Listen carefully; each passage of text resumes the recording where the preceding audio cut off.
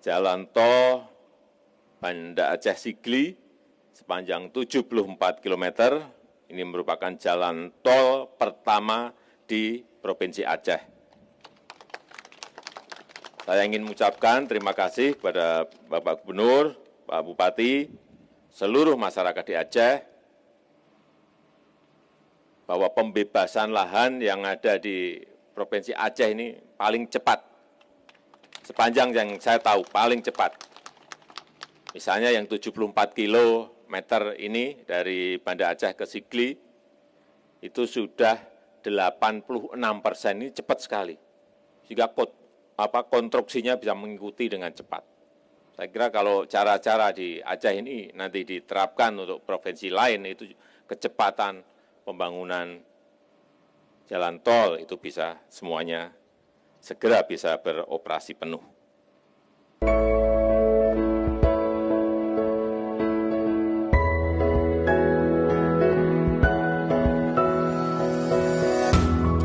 Tol dari Banda Aceh menuju ke Sigli, ini 74 km, pembebasan tanahnya berjalan dengan sangat baik, ini alhamdulillah, sehingga tadi justru Dirut dari Utama Karya menyampaikan pembebasan rampung, konstruksinya justru yang biasanya konstruksi kepentok di pembebasan, di sini pembebasan selesainya cepat, konstruksinya harus ngejar, saya kira. Dan ini bagus. Jadi dari 74 kilometer kita investasi kira-kira 12 triliun, kita harapkan ya secepatnya selesai.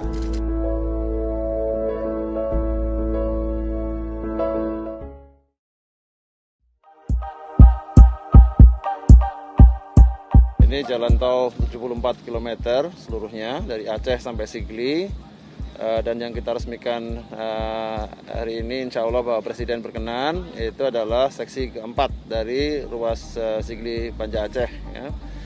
Ruasnya itu yang seksi yang kita harus diresmikan Bapak Presiden itu 14 km. Nah, ruas ini sangat penting artinya karena adalah ruas pertama di Nanggro Aceh Darussalam, yang itu harapan Bapak Presiden kan menghubungkan nantinya dari Banda Aceh hingga ke Bakahuni sepanjang lebih dari 2.800 km. Nah, arti penting dari ruas ini adalah pertama, ini memang menandai pertama kali di bumi Rencong Aceh, ruas tol.